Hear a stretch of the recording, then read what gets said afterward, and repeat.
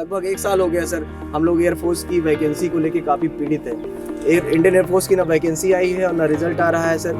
कि मन में एक बात गांठ बना के रख लो, जरूरी ये नहीं हमें विरासत में क्या मिला है, जरूरी ये है कि हम विरासत में क्या छोड़ जाते हैं आने वाले कल के लिए, आने वाले भविष्य के लिए।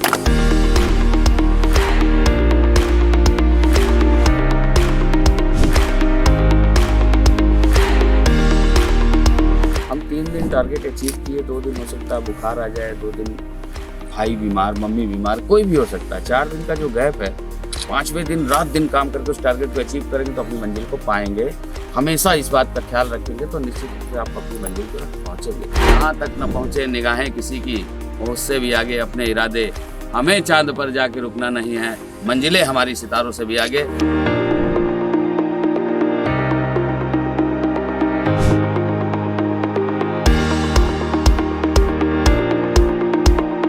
हम सब, पूरा हिंदुस्तान चैन से सोता है कि आप जैसे बच्चे सफल होकर के सेना में जब भर्ती होते हैं तो हम चैन से सोए, इसके लिए आप जागते रहते हैं। आपको सलूट है।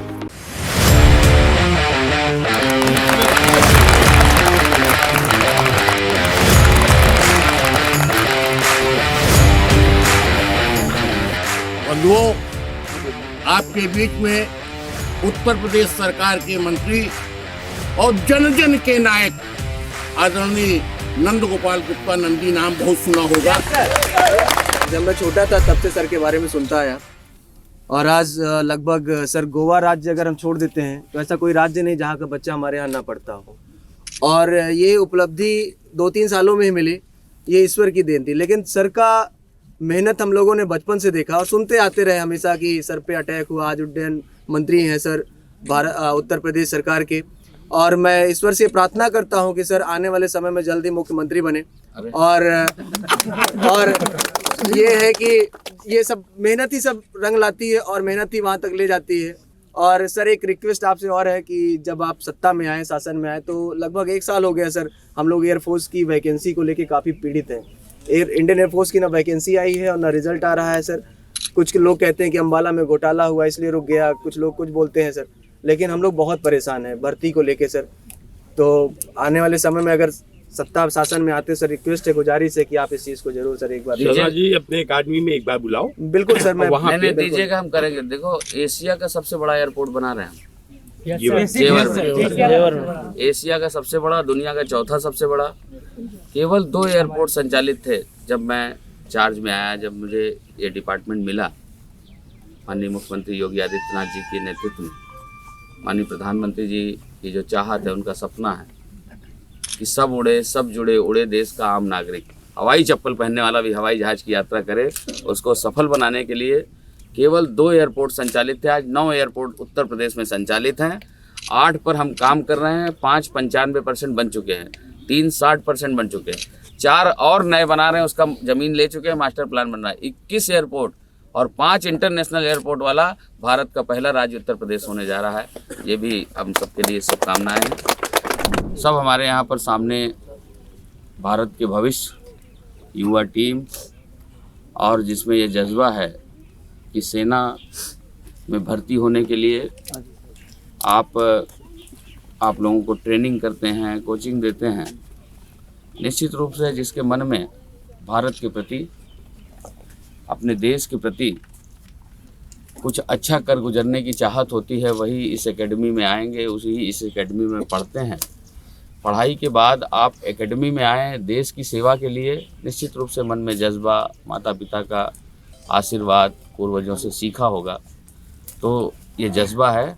मेरी बहुत बहुत शुभकामनाएं हैं कि आप अपनी मंजिल को पाएं और अपनी मंजिल के लिए सफल हों, ऐसी प्रभु से प्रार्थना करता हूँ।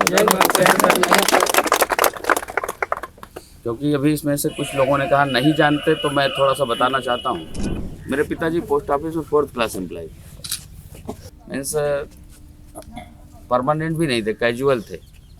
चपरासी से भी नीचे पैकर, चपरासी उनको आदेश देता था कि इसको पैक करो। बोरे में सील लगाते थे, बोरा सर पे रख करके रखते थे। और इसलिए ये बात बता रहा हूँ कि तमाम हमारी युवा टीम, भारत के भविष्य, आप सब हैं। अभी ये सब मिला है, आप गूगल करिएगा तो आपको पता चलेगा। इसलिए मैं कहता हूँ कि मन में एक बात गांठ बना के रख लो, जरूरी ये नहीं हमें विरासत में क्या मिला है, जरूरी ये है कि हम विरासत में क्या छोड़ जाते हैं आने वाले कल के लिए, आने वाले भविष्य के लिए। जब हम ऐसा सोचते हैं तो हमें बहुत प्रेरणा मिलती है, आगे बढ़ने का मौका मिलता है। अपने टारगेट को, साल भर का हमारा टारगेट, उसको 12 महीने में डिवाइड किए। 12 महीने का टारगेट हो गया तो एक महीने में जो है उसको 30 दिन में डिवाइड करके प्रतिदिन अपने टारगेट को अचीव करने के लिए काम करना चाहिए। हम 3 दिन टारगेट अचीव किए, 2 दिन हो सकता है बुखार आ जाए, 2 दिन भाई बीमार, मम्मी बीमार, कोई भी हो सकता है। 4 दिन का जो गैप है, 5वें दिन रात दिन काम करके उस टारगेट को अचीव करेंगे तो अपनी मंजिल को पाएंगे। हमेशा इस बात का ख्याल रखेंगे तो निश्चित रूप से आप अपनी मंजिल पर पहुँचेंगे। ये मेरी शुभकामना है। मेरे बारे में अभी आप लोग पढ़ेंगे, मेरे ऊपर RDX रिमोट बम से भी हमला हुआ है। इंडियन एक्सप्रेस का जर्नलिस्ट मर गया, एक पुलिस का गनर, एक सिविल गनर, एक गाय, एक कुत्ता। फिर भी जो हमारी मंजिल है उस मंजिल की ओर बढ़ते रहे, तमाम ककलीले पथरीले रास्तों को लांघते हुए अब जाके पहुंचा उस मंजिल तक, लेकिन रुकना यहाँ भी नहीं। ठीक है, यही सोच होनी चाहिए। आप लोग, कुछ लोग यहाँ के होंगे तो सब जानते हैं, जो बाहर के लोग होंगे उनको भी आप देखिए। इस देश के आदरणीय प्रधानमंत्री जी, उनके बारे में बायोग्राफी, फिल्मों में पढ़ा होगा, किताब में पढ़ा होगा। सोच बड़ी हो, मंजिल के लिए हम रात दिन काम करते, बिना थके, बिना रुके, जुनून से काम करते हैं तो अपनी मंजिल को पाते हैं। हम सब, पूरा हिंदुस्तान चैन से सोता है कि आप जैसे बच्चे सफल होकर के सेना में जब भर्ती होते हैं तो हम चैन से सोए, इसके लिए आप जागते रहते हैं। आपको सलूट है, धन्यवाद, बहुत बहुत बधाई।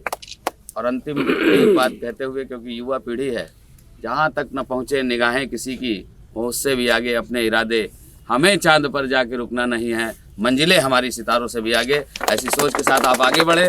आपको आगे बढ़ने में कहीं लगता है नंदी भैया मदद कर सकते हैं तो बेहिचक 5 नंबर में मुख्यमंत्री जी रहते हैं, 6 नंबर में हम रहते हैं। ठीक है, लखनऊ एड्रेस पूछने की जरूरत नहीं है। बहुत बहुत धन्यवाद, आप सबको बहुत बधाई। Thank you sir. और आप अपने जीवन के अपना जो भी समझाएं, मकसद है आप समय उसमें दिया। कामयाब हो। Happy new year.